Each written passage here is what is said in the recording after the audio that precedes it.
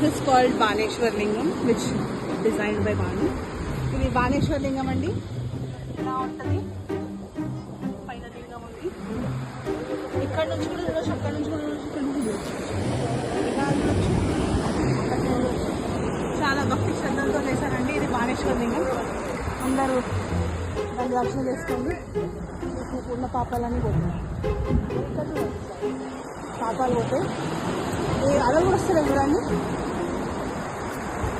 పవిత్రమైన లింగాన్ని ప్రిపేర్ చేశాను, ఆత్మలింగం. ఓం నమః శివాయ.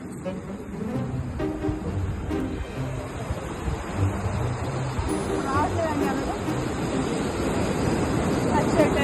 పైన అభిషేకం అవుతుంది చూడండి.